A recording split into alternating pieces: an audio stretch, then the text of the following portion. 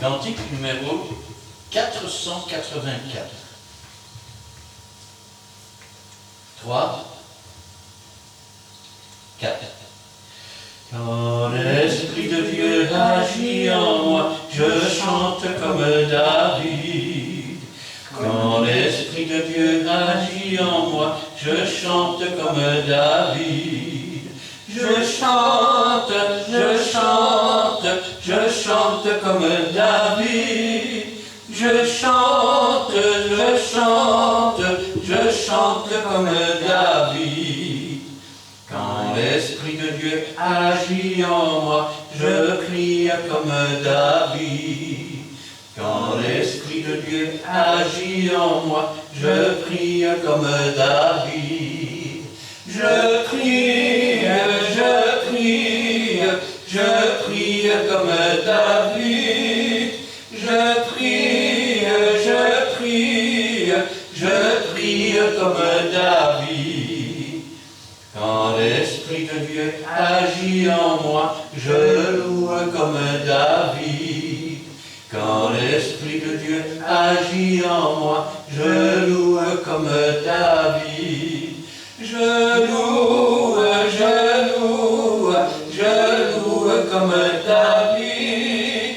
Je loue, je loue, je loue comme David. Amen. Amen. Pour continuer avec le cantique numéro 361.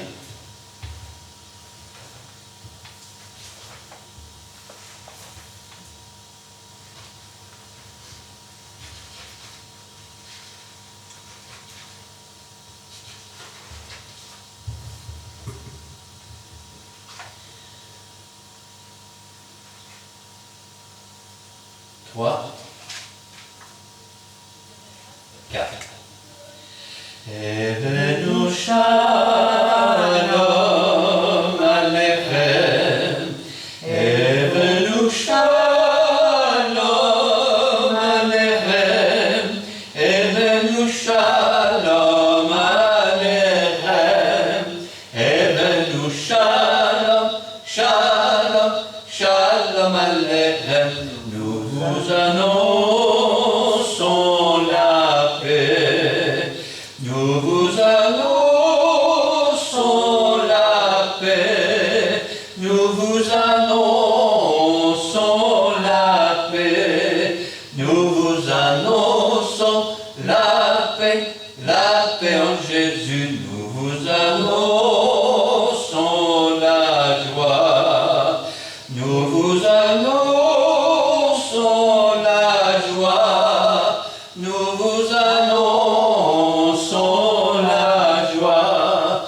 Nous vous annonçons la joie en Jésus. Nous vous annonçons l'amour. Nous vous annonçons l'amour. Nous vous annonçons l'amour. Nous vous annonçons l'amour, l'amour en Jésus. Amen. Amen. Et enfin le 258.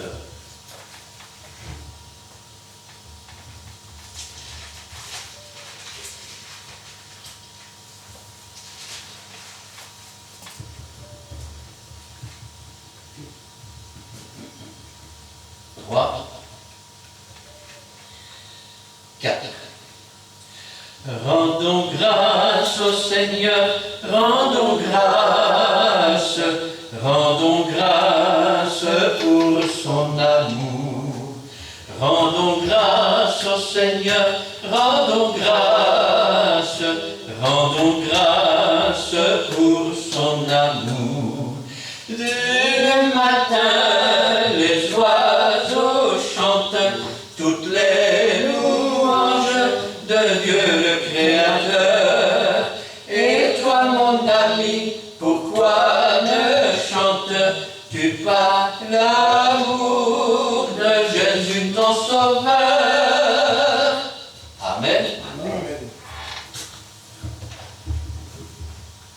Cet après-midi, J'aimerais bien sûr prendre la parole de Dieu avec vous. Et j'aimerais la prendre dans l'évangile de Luc, chapitre 19, le verset 41 à 48. Je vais demander à mon frère Édouard et pasteur de remettre la parole du Seigneur entre ses mains, et Gina nous fera la lecture. Éternel Dieu Tout-Puissant, c'est ta parole. Nous ne pouvons pas seulement du Père, mais de la parole qui sort de la bouche de ton serviteur, Seigneur.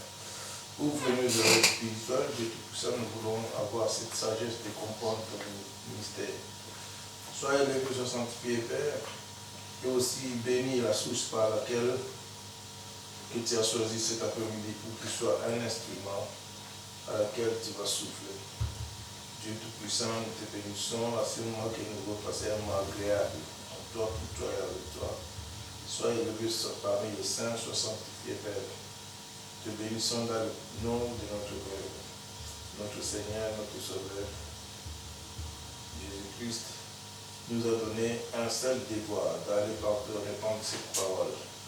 Nous en sommes très fiers, éternel Dieu, c'est notre devoir que nous faisons de temps en temps. Gloire au Père, au Fils et au Saint-Esprit. Amen.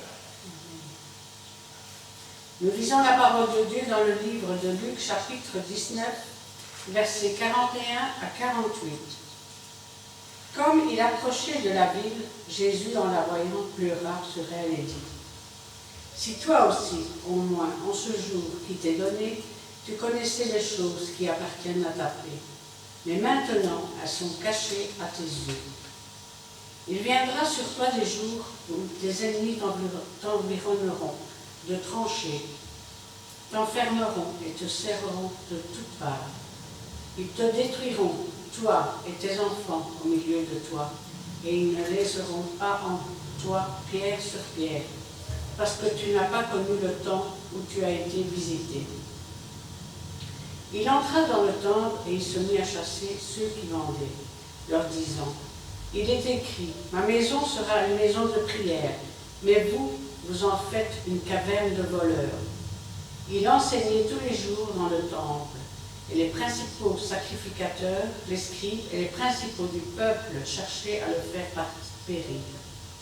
Mais il ne savait comment s'y prendre, car tout le peuple l'écoutait avec admiration. Amen. Amen.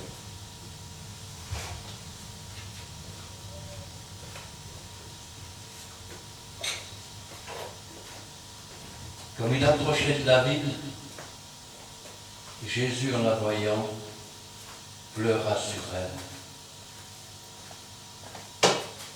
Dans la Bible, Jésus a très peu pleuré. Mais quand il est arrivé à l'entrée de sa ville, la ville du grand roi David, il a pleuré. Et il a pleuré pourquoi ?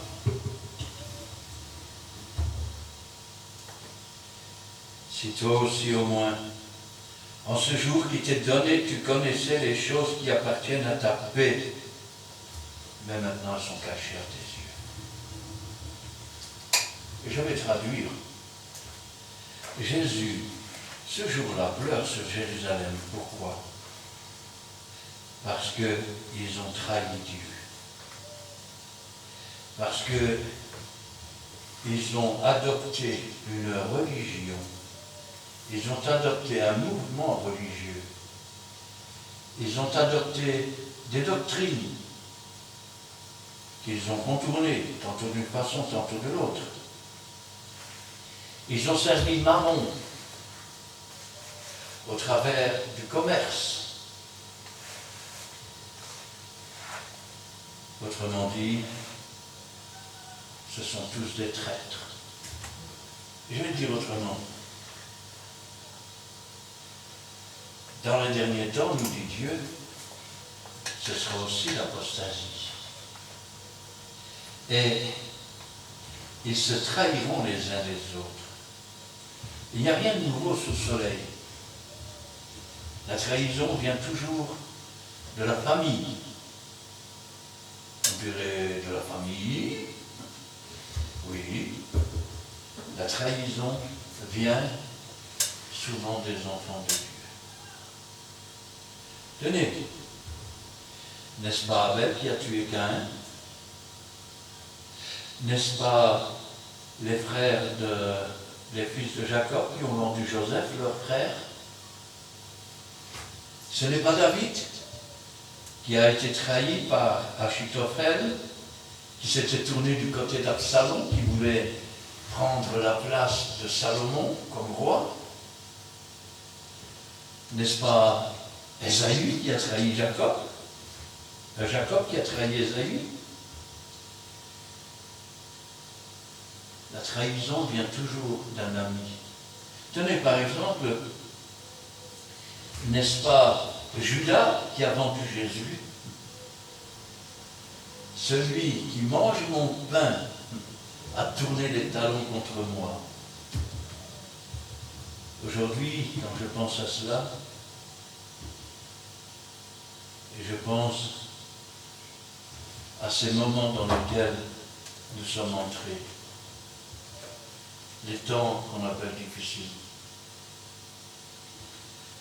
Oh, bien sûr, pour nous, tout semble encore bien aller. Il est vrai que nous avons des ministres, 2 fois plus qu'il n'en faut. C'est la vérité. S'ils se reproduisent comme les lapins, on ne sait pas où ça va arrêter. Et ils ne s'entendent pas ensemble. Il faut diviser pour mieux régner. Alors, il est vrai aussi que les chefs d'État commencent à se rendre compte d'une chose. Ils se rendent compte que la terre n'est pas inépuisable, qu'il n'y a pas une deuxième terre. Alors, quand on a besoin de quelque chose, il faut envier les richesses de l'autre. Je parle des richesses de l'Afrique. Je parle des richesses de l'Ukraine. Je parle des richesses de l'Iran et de bien d'autres pays. Alors quelques-uns ont décidé, et des milliers d'hommes, des beaux jeunes hommes, des belles jeunes filles, sont envoyés au combat. Moi je pense que nous devrions prier pour les familles des Russes. 1000 Russes qui meurent en moyenne par jour. On devrait prier pour les Nord-Coréens. Je ne parle pas de prier pour les morts, hein. Je parle de prier pour les familles. Pour les enfants qui vont se retrouver orphelins. Pour des femmes qui vont se retrouver veuves. Pour d'autres qui vont rentrer avec des jambes et des bras en moins et dont plus personne ne voudra. Je parle aussi des Africains. Je parle aussi des Ukrainiens. Je parle des Iraniens. Je parle des Israéliens.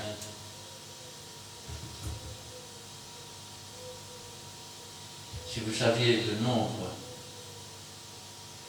de photos qui circulent de jeunes femmes, de jeunes hommes, défigurés, avec des jambes en moins, des bras en moins, des bouts de fer à la place des membres,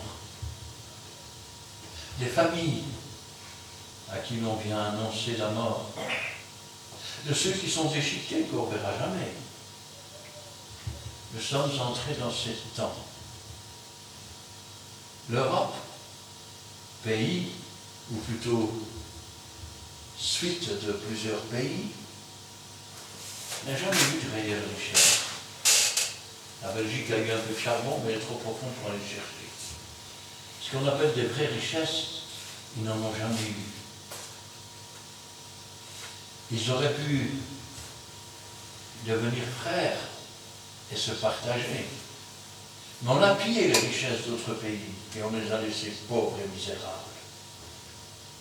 Aujourd'hui, ces pays commencent à comprendre. Ils commencent à devenir plus riches, Alors il y en a qui ont des terres rares, il y en a qui ont du pétrole, il y en a qui ont du gaz, il y en a qui ont des matières précieuses. Qu'est-ce qu'elle a l'Europe? Normalement, avec ses ressources, ça devrait être l'un des pays les plus pauvres qui existent. Et c'est ce qui va lui arriver. Pendant ce temps-là, on brandit des bombes atomiques. Si tu me touches, je fais flamber ton pays. Et toi, si tu continues, je vais te faire flamber. Nous sommes arrivés dans ce qu'on appelle les temps difficiles. En France, on commence à essayer de faire disparaître l'argent. Quelle stupidité. Surtout qu'en Hollande, les autorités ont demandé aux gens d'avoir au moins 70 € par adulte, 30 € pour chaque enfant, au cas de cyberattaque et que les comptes seraient bloqués. En Belgique, la ministre a dit « il faut prendre un sac de secours, on ne sait jamais ». Mais ce sont ces mêmes ministres, ce sont ces mêmes présidents, ce sont ces mêmes dirigeants qui n'ont pas goûté à la paix du Seigneur. Et maintenant, ils s'appuient sur quoi? Sur les armes de l'Antéchrist, c'est-à-dire sur les forteresses. Je suis fort, j'ai une bombe atomique. Et moi, tu as vu les canons? Des gamins. C'est à celui qui gonflera le plus le thorax. Mais en fin de compte, c'est sur des femmes et des enfants que tombent les bombes. Ce sont des familles qui sont détruites. C'est des peuples entiers. Je ne sais pas si vous vous rendez compte, mais 1000 morts par jour, rien qu'en Russie. Je ne compte pas les blessés, je ne compte pas les infirmes, les morts. 3 mois, 100 000 morts. La dernière guerre mondiale avait fait, je pense, 1,5 million de morts. Les guerres qui sont en train de se dérouler aujourd'hui vont peut-être faire 10, 15 millions de morts, peut-être plus. Pendant ce temps-là, les ministres européens sont en train de préparer des nouvelles taxes pour la pollution. Ils veulent détruire et faire brûler un pays entier. Mais dans votre propre pays, vous ne pouvez même plus brûler un vieux papier sans avoir un procès. Essayez de comprendre. Vous êtes obligé de rouler en voiture électrique bientôt. Mais eux envoient des millions et des millions de soldats dans tous les coins et avec des véhicules qui usent environ 7 à 800 litres par jour de diesel. Quand ils ne roulent pas avec d'autres carburants beaucoup plus polluants. Et pendant ce temps-là, tout va très bien, Madame la Marquise. Mais laissez-moi vous dire que pour faire des armes, il faut de l'acier. Il faut de la poudre. Il faut des matières. Il faut des machines pour les faire, donc il faut encore des matières de toutes sortes. Certains sont en train de s'enrichir au point qu'ils ne savent même plus compter leur argent. Pendant qu'ils sont en train de piller la terre. Savez-vous qu'il y a assez de nourriture sur la terre pour nourrir tous les êtres humains, sans exception? Savez-vous qu'il y a assez de matière sur la terre pour que tout le monde puisse vivre en paix et que tout le monde puisse avoir son petit bonheur, si on peut parler comme cela? Mais voilà, les hommes sont devenus hautains, blasphémateurs, irreligieux, ennemis des gens de bien, amis de l'argent, anti-Dieu. Je vais le dire autrement. Aujourd'hui, ils stockent leur or. Mais le moment venu, on leur demandera des comptes. Car ils ont privé des ouvriers de leur salaire. Oui, je ne comprends pas. En Russie, quand un homme meurt sur le chantier, on fait disparaître. Parce que si on rapatrie son corps, il faut payer. Eh oui. En Ukraine, on bloque les camions parce que si on rentre les cadavres, il va falloir payer aux veufs. Tant qu'il n'y a pas de cadavre, il n'y a pas de paiement. En Iran, on veut imposer l'islam au monde entier. On veut rayer de la carte Israël.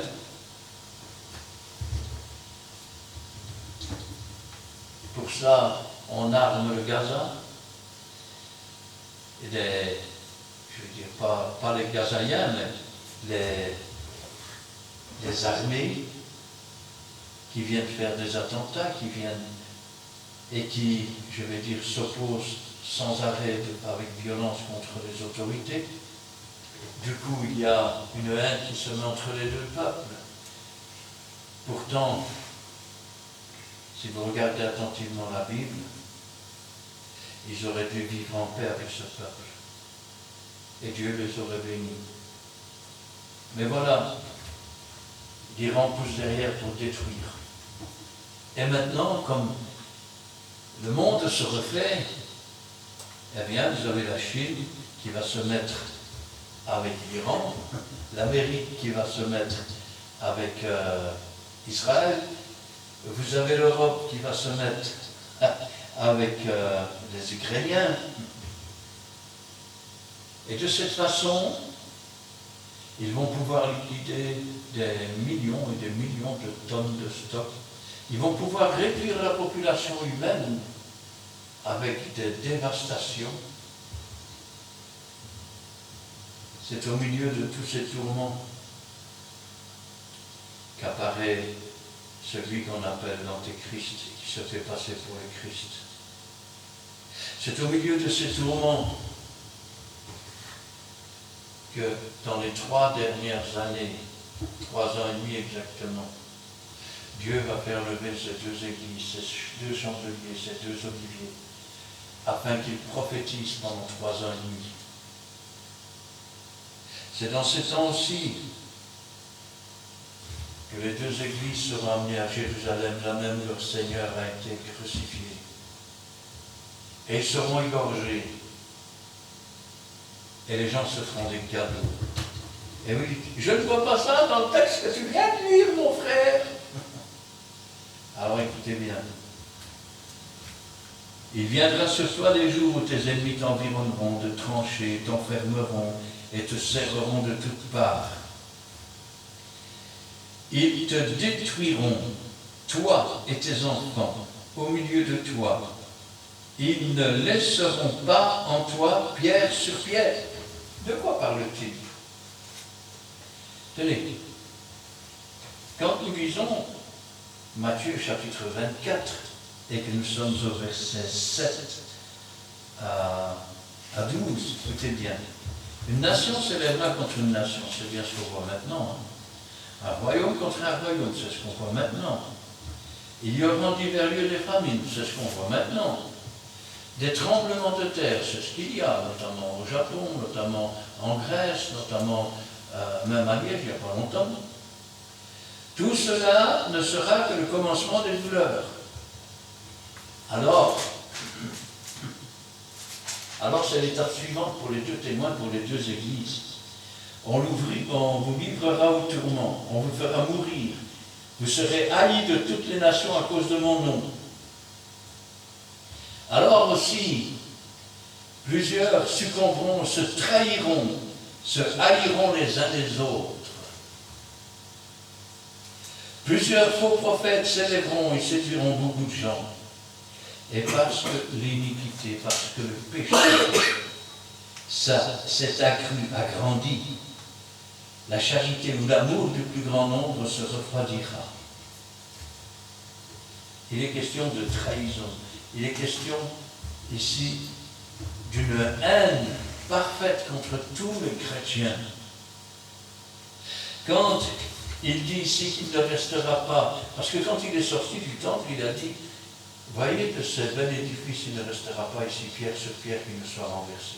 Il parlait du temple.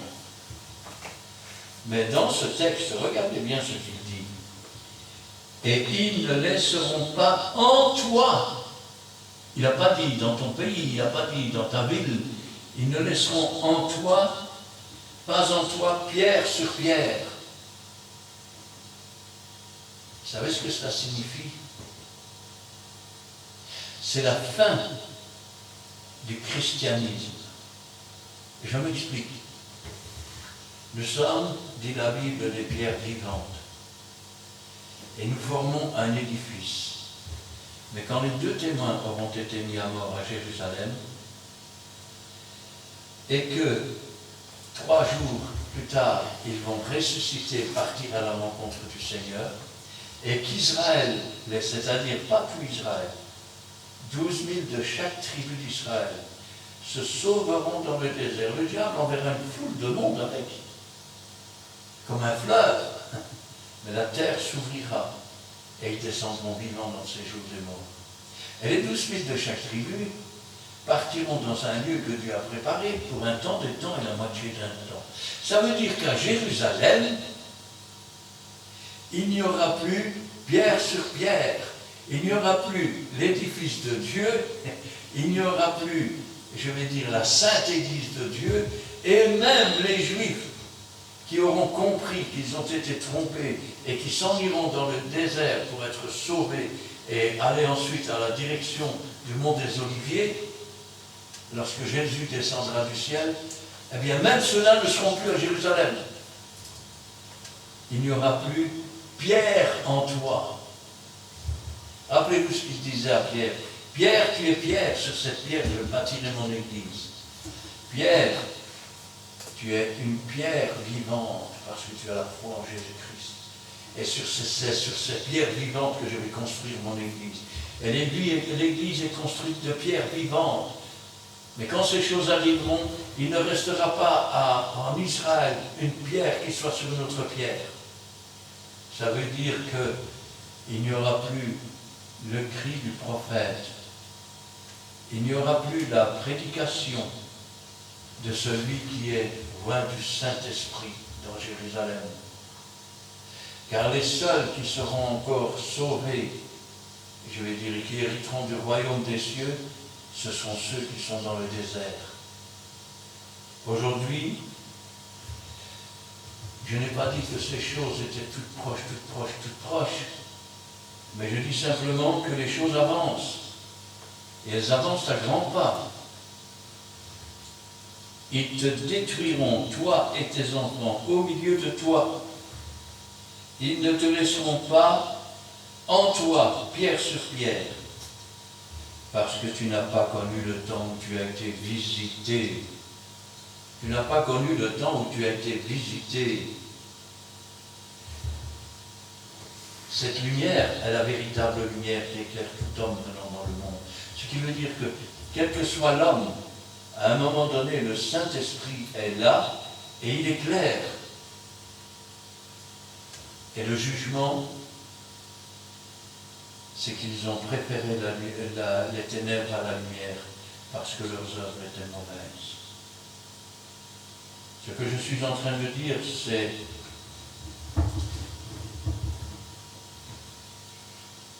c'est que ce sont des temps terribles. Jésus lui-même disait, priez pour que votre fuite n'arrive pas en hiver. Est-ce que quelqu'un prie pour cela? Car il y aura une détresse telle qu'il n'y en a jamais eu, qu'il n'y en aura plus jamais. Ce que la Bible nous dit, quand on la lit attentivement et dans le livre de l'Apocalypse,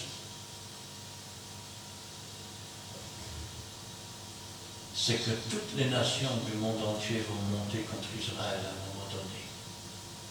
Toutes. Vous savez pourquoi? Parce qu'après avoir détruit l'Église, ils veulent détruire le peuple qui a été choisi par Dieu, Qu'ils soient droits dans ses bottes ou qu'ils ne le soient pas, ils n'en ont plus rien à faire. La seule peur qu'ils aient, c'est que Dieu se tourne, que Israël se tourne à ce moment-là vers Dieu et que Dieu ne les exauce. Alors ils vont monter, ils vont détruire Israël. Ils vont tuer les femmes, ils vont tuer les enfants.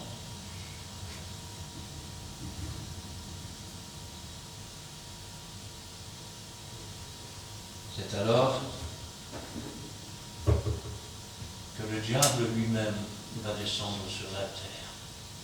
Au moment où il y aura les noces de l'agneau, le diable va descendre.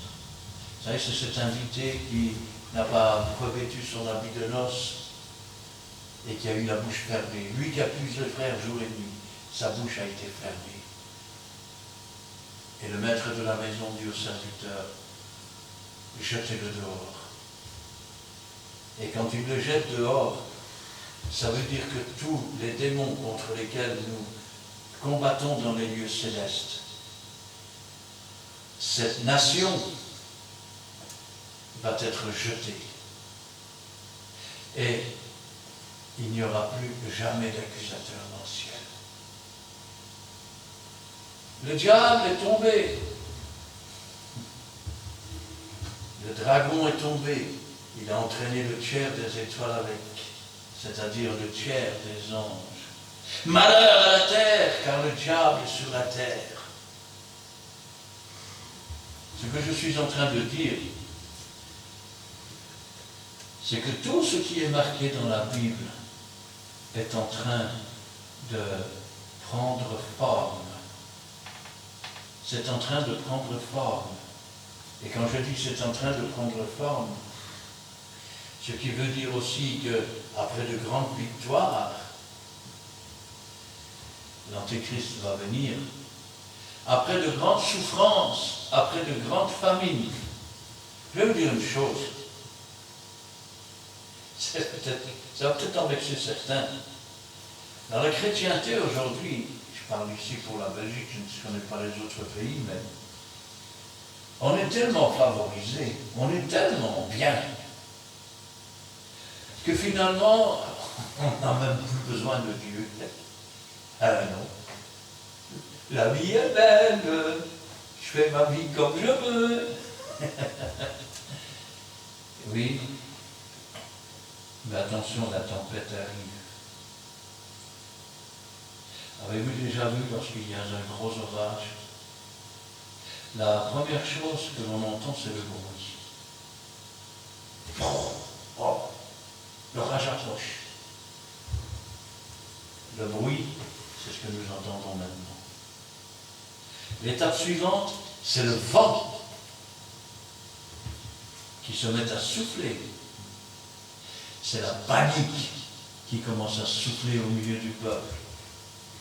Et le bruit suivant, c'est celui de la pluie qui tombe.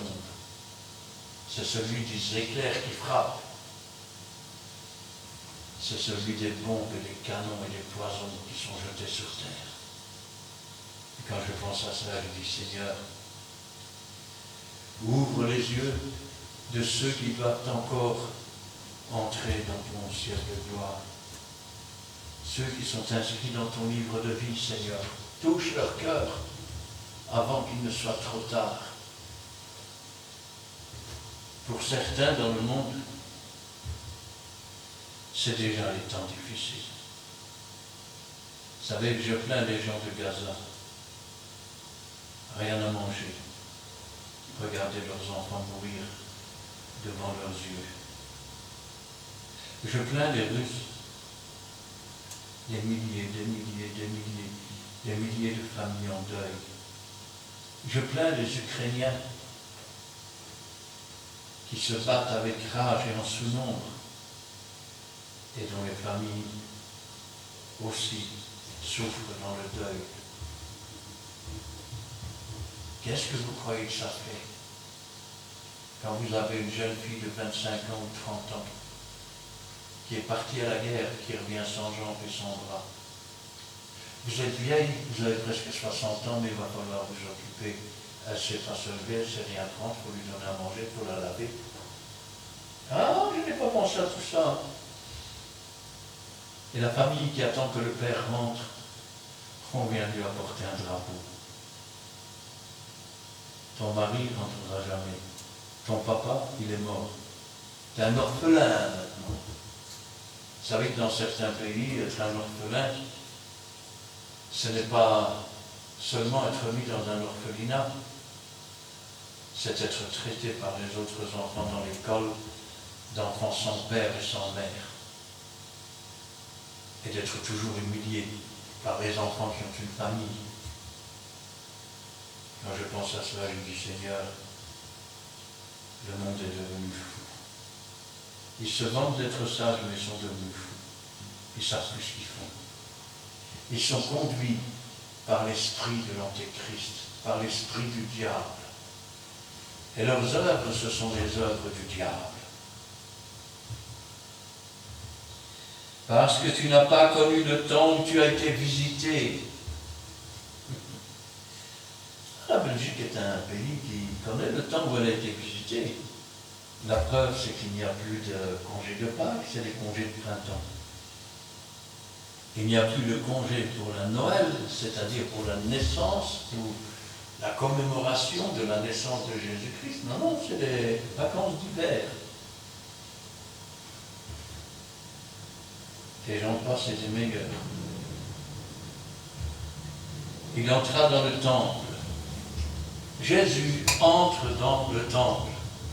Je voudrais que vous compreniez cela. Nous sommes l'église du Dieu vivant. Nous sommes des pierres vivantes. Nous formons un édifice qui est lié par le Saint-Esprit. Et Jésus entre dans le temple. Qu'est-ce qu'il voit dans le temple? Des marchands. Oui, non, nous, dans notre église, on prêche tout. Je ne peux quand même pas dire ça parce que le frère, il n'est pas en ordre. Ça fait 20 ans qu'il vient à l'église, mais il n'est pas en ordre. Et si je dis ça, il ne va plus venir. Mieux vaudrait pour lui qu'il soit puni, mieux vaudrait pour lui qu'il soit humilié, mieux vaudrait pour lui qu'il s'agenouille, qu'il demande pardon, qu'il se repente, qu'il change de vie, que de voir des marchandages comme ça. Je ne vais quand même pas lui donner raison, je ne l'aime pas beaucoup. Je préfère beaucoup mieux l'autre. Et puis il donne plus d'argent à l'église, donc je peux peut-être arranger ça. Des marchandages. Des marchandages. Et les chrétiens sont pareils. Frère, si tu ne viens pas me chercher, je viens.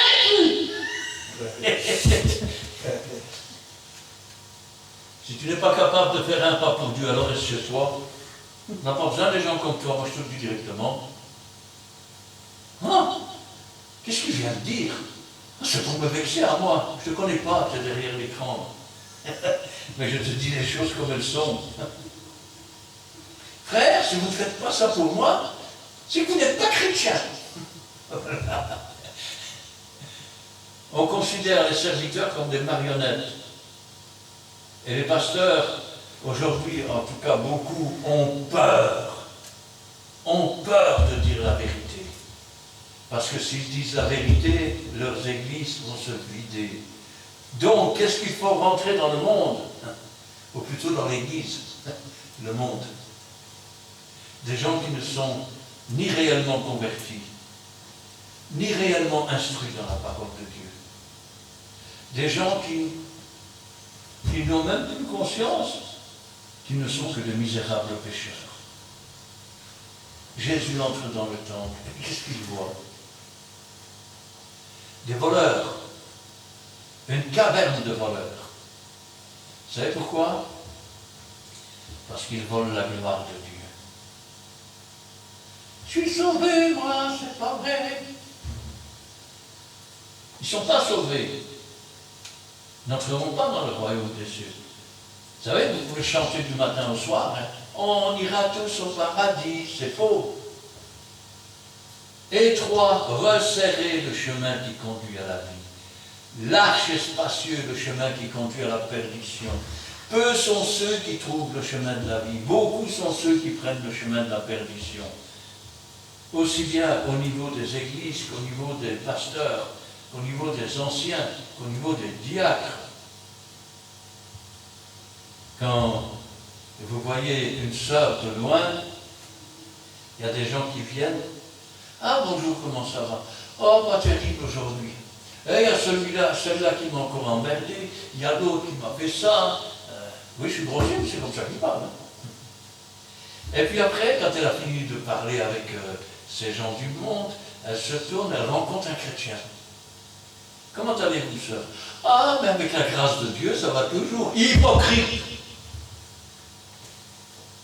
Deux visages. Ça dépend si on arrive pile ou face.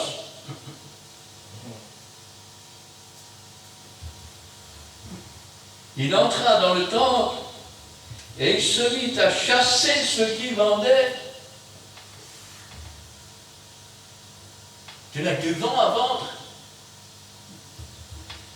Alors, Dieu va te chasser. Tu n'as que, je vais dire, un évangile à l'eau de rose à vendre. Dieu va te chasser. Pour pouvoir, je vais dire, être accueilli par Dieu au dernier jour, il faut commencer par resserrer le cordage autour du mât. Autrement dit, il faut t'agripper à la croix du calvaire. Il faut laisser Jésus-Christ sur cette croix comme une voile, et le vent de l'Esprit qui va souffler et qui va te conduire au port. Vous savez, il y a une particularité dans l'arche. Il n'y avait pas de gouvernail. Noé n'avait pas décidé d'aller à gauche ou à droite. C'est Dieu qui poussait l'embarcation. De même, ce n'est pas à nous à prendre les décisions. C'est Dieu qui les prend pour nous. Quand nous essayons de prendre les décisions et que nous surpassons le Seigneur, nous devenons alors des dieux, mais des dieux étrangers au salut. Or, rappelez-vous que ceux qui furent chassés, c'est parce qu'ils adoraient des dieux étrangers. Il entra dans le temple, il se mit à chasser ceux qui vendaient, leur disant, et il est écrit, ma maison sera appelée maison de prière, mais vous en avez fait une caverne de voleurs. Waouh! Nous sommes le temple, l'habitation de Dieu en esprit, nous sommes la maison de Dieu. Quand Jésus entre dans son temple, dites-moi qu'est-ce qu'il trouve? Du marchandage? Oh, je sais bien que dit ça, mais moi je pense ça. Je sais que ça c'est pas bien. Il ne faut pas exagérer quand même. Hein. On n'est plus au Moyen-Âge maintenant. Tu sais que Jésus va revenir. Tu crois vraiment ça? Hein? Du marchandage. Frère, on va s'allier. Tu ne parles plus du baptême du Saint-Esprit. Et moi, je ne parlerai plus de ce que le Saint-Esprit était pour dans ton. On parle de tout ce qu'on veut, mais ce qui nous sépare, n'en parlons pas. Ne parlons que de ce qui nous rassemble. Marchandons ensemble. Faisons un marché ensemble. Vous êtes surpris que dans vos églises, il n'y a pas de prodige, il n'y a pas de miracle, il n'y a pas de réelle conversion. Vous êtes surpris que... Enfin, c'est vraiment triste à dire. Surtout quand on sait les temps où on est aujourd'hui. Vous savez, je me souviens d'un ancien de l'église, c'était à Jumet. C'était un grand fort gaillard, il était même plus grand que moi, je pense. Et un jour, en sortant de l'église, il avait vu qu'il y avait pas mal de chaises qui étaient vides dans l'église. Et il me regarde. Il me dit, tu sais ce qu'il faudrait? Je dis non. Il faudrait une bonne guerre. Je dis, qu'est-ce que tu dis? Si tu étais venu pendant la guerre de 40, l'église était pleine, elle débordait. Parce que les gens avaient tout remettre à zéro, alors ils cherchaient Dieu. Si c'est ça qu'il vous faut pour vous ramener, alors laissez-moi vous dire que c'est déjà en cours de construction. Sauf que tous ceux qui viendront comme des hypocrites et qui, dès qu'on criera à victoire, s'en iront si vite qu'ils sont venus, ne seront pas sauvés non plus. Quand l'homme regarde à l'apparence, Dieu sonde les cœurs, les reins. Et la parole n'est pas encore sur la bouche qu'il la connaît.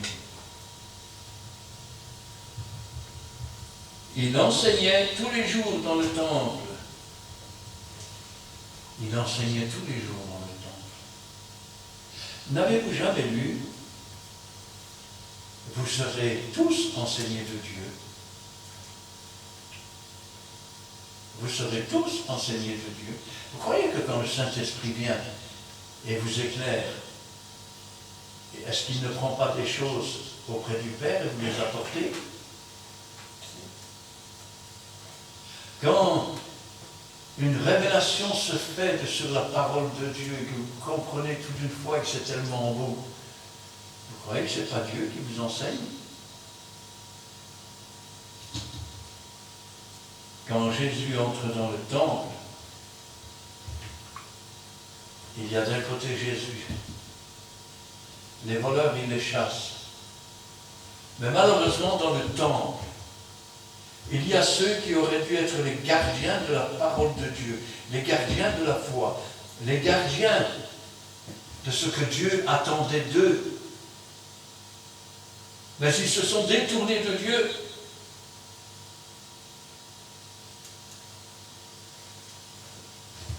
Et maintenant, ils sont dans le temple. Et leur but n'est pas d'enseigner le peuple à s'approcher de Dieu, à se repentir, à changer de vie. Non, le but est de faire venir les gens dans le temple pour avoir de l'argent. La racine de tous les maux. Et quand Jésus vient, et qu'il est dans le temple et qu'il enseigne, tu continues, ils vont tous croire en lui, et sur tuer. Que voulez-vous? Voulez-vous faire mourir Jésus et vivre le Fils du diable dans vos cœurs, dans vos vies, c'est-à-dire l'Antéchrist, le faux prophète, le faux pasteur, le faux chrétien, qui s'assemblent, se ressemblent, n'est-ce pas? Ou veux-tu que ce soit Jésus qui dirige ta vie? Le Saint-Esprit qui te conduit dans toute la vérité. La parole de Dieu sans rien enlever, sans rien ajouter. Et les œuvres que tu as préparées, afin que tu vives paisible. Et que même dans la pire des tribulations, la présence du Saint-Esprit et Jésus avec toi fasse que tu sois dans une paix qui surpasse toute intelligence. Eux ont choisi. Ils sont en train de voir comment ils peuvent tuer Jésus. Et ces gens, il y en a dans les églises aujourd'hui qui se disent pasteurs. Mais en fait, ils regardent comment ils peuvent te détourner de Dieu, te détourner du salut de Jésus-Christ, te détourner du Saint-Esprit, te détourner des dons, te détourner de la vie que Jésus peut te donner, pour que tu sois membre d'un mouvement et que tu regardes le dirigeant comme s'il était le Christ lui-même, comme s'il se prenait pour le pape, soi-disant infaillible, le plus grand menteur qui existe après Satan. Quand je pense à ça, je dis, Seigneur, ouvrez les yeux. Ouvrez les yeux. Nous sommes entrés dans les temps difficiles. Et ça ne fait que commencer. Ce que nous voyons en Israël, ce sont tous des signes. Les pays commencent à se regrouper en partie contre Israël. Rappelez-vous toujours qu'on est trahi par des frères. Un jour, Israël sera trahi par des nations frères, celles qui les soutiennent à bout de bras aujourd'hui. Et ce jour-là, toutes les nations se lèveront contre Israël. Ce jour-là, malheur aux femmes qui sont enceintes, à celles qui allaiteront. Priez pour que ces choses n'arrivent pas en hiver, car alors il y aura une détresse telle qu'il n'y en a jamais eu, qu'il n'y en aura plus jamais. Et si le Seigneur lui-même n'avait abrégé ces moments, personne n'aurait été sauvé. Alors quand je pense à cela, je dis, Seigneur, ouvre les cœurs et l'intelligence, afin, Seigneur, que nous puissions comprendre qu'une guerre, ce n'est pas pour sauver une patrie, une guerre, c'est pour s'emparer des richesses de l'autre, c'est de la jalousie. Et parce qu'un homme est jaloux, des millions doivent mourir. Dites-vous toujours que si vous ne vous tournez pas vers Jésus, vous irez à la perdition comme tous les autres. Vous ne pourrez pas revenir à la vie quand l'Église chrétienne se tiendra sur ses pieds et qu'elle partira à la rencontre du Seigneur. Quand vous reviendrez à la vie, ce sera après le millénium. Et là, certains arriveront et diront, mais moi, si j'avais su, je me serais converti. Et le Seigneur t'emmènera. Car lui, il connaît le passé, le présent, le futur. Il te montrera ton passé. Il te montrera tous les efforts qu'il a fait pour essayer de te ramener d'entre les morts. Et comment toi tu as agi. Et ensuite, il te ramènera au pied de la croix. Tu verras le Fils de Dieu avec les mains, les pieds percés, la tête, tout ensanglanté, couvert d'épines, son dos comme de la viande hachée, son côté percé. Et quand on te ramènera près de Dieu, tu n'auras plus aucune excuse. Tu pourras dire que pour moi, ce n'est que justice. Et tu partiras dans les temps, dans le feu. C'est toi qui décides de ce que tu vas faire. Ne laisse pas les autres t'embobiner. Parce que les autres diront, bon, c'est des bêtises, bon, c'est des violences, bon. Combien de gens ont suivi des voyous? C'est agréable, non? Et jusqu'au jour où ils se sont retrouvés en prison. Et là, ils ont dit, ah, si j'avais su. Ils le savaient, mais ils l'ont fait quand même. Aujourd'hui, je t'avertis. Si tu ne veux pas descendre dans le séjour des morts, où il y a des pleurs, des grincements de dents, où une flamme cruelle tourmente, la flamme cruelle aussi du fait que, par ta conduite, le reste de ta famille ne croit pas non plus, et ils vont descendre dans le séjour des morts. Va dire à mes frères, j'ai encore 5 frères, pour pas qu'ils viennent ici. La parole est dure, mais la parole est vraie. Dans les prochains mois et dans les prochaines années, tu vas commencer à le voir. Tu te dis, la vie est belle par ici, qu'est-ce que j'ai à craindre? Alors laisse-moi te mettre les points sur les i. Quand les fous conduisent les fous, c'est-à-dire quand les dirigeants conduisent un peuple qui n'ouvre pas ses yeux, eh bien les fous ne font que des folies. Aujourd'hui, tous les pays sont au bord de l'effondrement. Quel est l'homme intelligent quand il va travailler, qui vit à crédit et qui se surendette? Qu'est-ce qui se passe au bout d'un moment? On lui réclame sa dette et les huissiers viennent à sa porte. Et il se retrouve sans rien. Les pays aujourd'hui sont surendettés. Les pays sont au bord de la ruine, au bord de la faillite. Certains veulent cacher cela derrière une guerre. Oui. Il nous faut de l'argent, c'est pour la guerre, mais en réalité, les armes sont là. L'argent, c'est pas pour la guerre, l'argent, c'est pour essayer de payer la dette, pour tromper le peuple. Sauf que, il vient un moment donné, quand le citron est trop pressé, eh bien, c'est la faillite de l'État. Quand c'est la faillite de l'État, qu'est-ce qui se passe? Les banques sont fermées, il y a des fuites d'1 kilomètre devant. Les magasins se vident parce que pour pouvoir acheter des marchandises, ben, il faut avoir des sous. Hein. Quand tout est en faillite, on fait quoi? Les magasins se vident, les pillages commencent.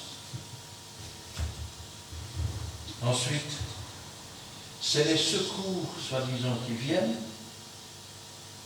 et la population commence à devenir complètement dépendante. Puis on les force à travailler. Ah oui, parce qu'il faut que l'État s'enrichisse un petit peu si on veut continuer à nourrir la population. Sauf que petit à petit, on se prend plus. Et qu'à un moment donné, tu risques de te retrouver comme Job. Plus de femmes, plus d'enfants. Ah oui, parce que quand la misère arrive, il y a des femmes qui quittent leur mari pour aller auprès de quelqu'un qui a un peu plus d'argent, pour être un peu mieux. Ah oui. Il y a des hommes qui quittent leur femme pour aller auprès d'une femme qui est un peu plus riche. Ah oui. Et il y en a d'autres qui abandonnent leurs gosses. Ah oui, parce que je ne vais pas tirer ce boulet-là derrière moi toute ma vie. Hein. Ce dont je parle, c'est une misère noire. Certains pays ont déjà connu cela. L'Allemagne, après la guerre 40, l'a connu. Il n'y avait plus rien à manger. Toutes les maisons étaient détruites partout. Ça a été une misère, vraiment une misère noire. D'autres pays ont connu de ce genre de destruction. Quand je pense à cela, j'ai dit, cherchez l'Éternel pendant qu'il se trouve, puis l'invoquez tandis qu'il est prêt. Parce qu'un jour, il sera passé. Même les disciples qui s'en allaient à Emmaüs, quand ils ont vu que le Seigneur semblait vouloir aller plus loin, ils lui ont dit reste avec nous. Ils n'ont pas laissé partir. Alors cherche-le tandis qu'il est prêt. Ouvre-lui la porte et laisse-le entrer, afin qu'il puisse lui aussi rompre le pain, afin que tu puisses te nourrir de sa parole, de son esprit, et que tu puisses repartir tout joyeux en disant Jésus est vivant, il est ressuscité. Car si tu le laisses partir, alors il n'y aura plus de Jésus pour toi, il n'y aura plus de Saint-Esprit pour toi, il n'y aura plus de ministère pour toi, il n'y aura plus que la mort à attendre. Amen. Amen. Amen. Éternel, notre Dieu, notre Père, nous te louons, nous te rendons grâce, béni sois-tu et gloire à toi. Ta parole, Seigneur, c'est la vérité, ta parole, c'est la vie. Tu nous rappelles aujourd'hui, Seigneur, que le monde entier vit une étape importante, une étape de basculement, une étape de destruction, une étape de guerre, une étape de difficulté, de famine. Et tout cela, Seigneur, c'était marqué dans ton livre. Parce que ce que tu dis est oui et amen. Et ce qui arrivera demain est marqué aussi dans ton livre, Seigneur. Et ce que tu as marqué est oui et amen. Nous ne pouvons rien empêcher, Seigneur. Nous ne connaissons ni l'heure ni le jour. Mais nous savons que ce jour avance, que ce jour approche. Que chaque jour qui passe est un jour qui nous rapproche de ces temps difficiles. Mais aussi, chaque jour qui passe est un jour qui nous approche du témoignage de la prophétie. Et chaque jour qui passe est un jour qui nous rapproche de ce jour grand et glorieux.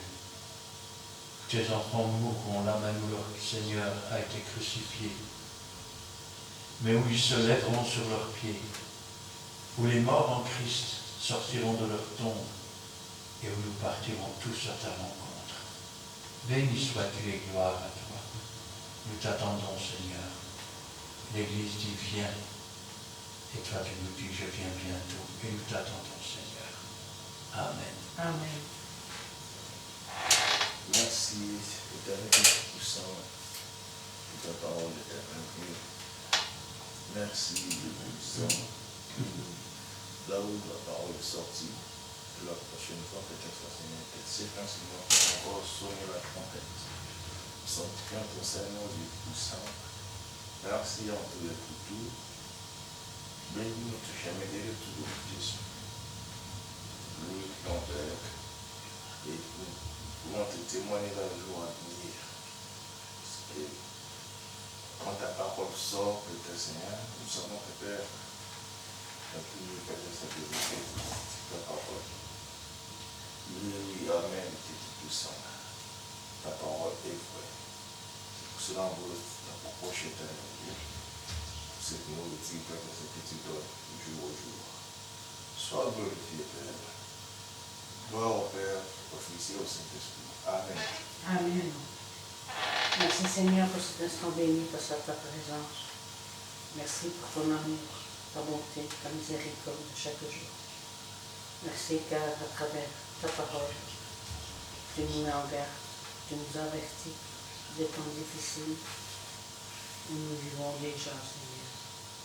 Tu nous demandes de ne pas t'abandonner, mais au contraire, de te rester fidèle dans les petites choses comme dans les grandes choses, de croire en toi, Seigneur, d'avoir confiance en toi, de croire en ta parole qui est vraie, qui est une lampe sur notre sentier. Nous t'aimons de tout notre cœur, comme toi-même tu nous as aimé le premier. Et nous voulons faire ta volonté chaque jour, dans toutes les circonstances qui se présentent à nous. Arme-nous de force et de courage, mon Dieu, afin de rester debout pour toi, d'accomplir ce que tu nous demandes, mais interviens, Seigneur, favorablement et puissamment pour tous les dirigeants de la Belgique, pour tous ces pays en guerre, tu les connais tous de par leur nom. Écrase leur orgueil, leur égoïsme, leur jalousie, afin que, Seigneur, qu'ils puissent prendre conscience du mal qu'ils font à la population, car toutes ces victimes n'ont rien demandé, elles se trouvent sans rien,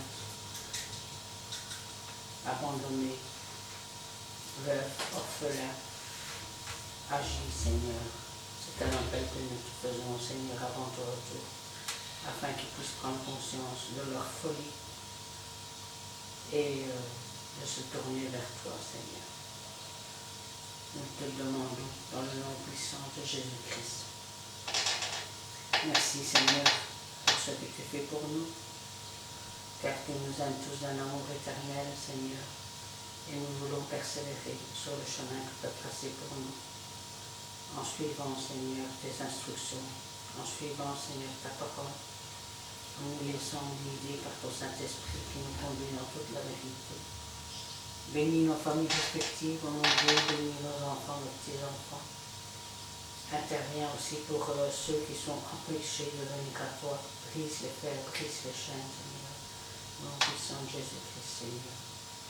Et merci, Seigneur, car tu sais ce dont nous avons besoin. Et ta parole est vraie. Merci, Seigneur. Gloire à ton nom, louange à toi, béni sois-tu, dans le bon nom de Jésus-Christ. Amen. Amen. Eh bien, nous terminerons avec le cantique 537.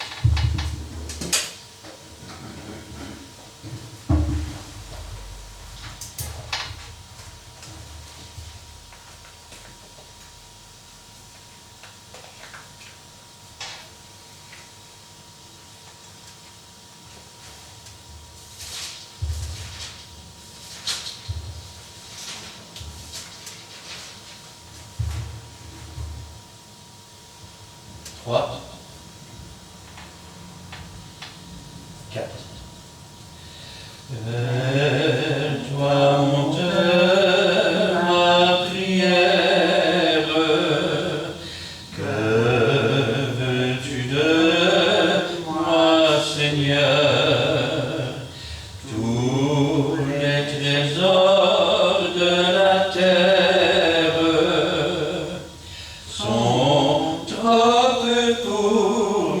Sauveur.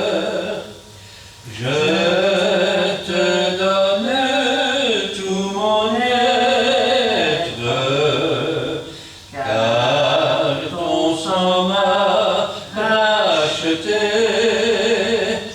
et à toi seul je veux être, Seigneur, pour l'éternité.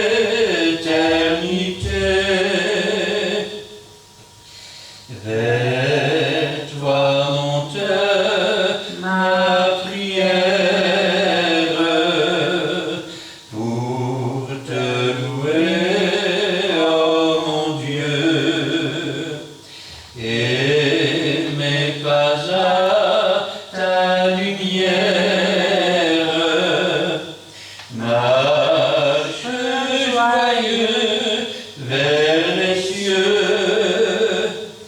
Je te donne tout mon être, car ton sang m'a racheté, et à toi seul je veux être, Seigneur, pour l'éternité. Seigneur, prends toute ma vie pour te servir désormais, car dans ta grâce infinie, je t'appartiens pour jamais. Je te donne tout mon être, car ton sang m'a racheté, et à toi seul je veux être, Seigneur, pour l'éternité. Amen. Amen. Que l'Éternel te bénisse et qu'il te garde. Que l'Éternel fasse fuir sa face sur toi et qu'il t'accorde sa grâce. Que l'Éternel tourne sa face vers toi et qu'il te donne la paix. Amen Amen. et Amen.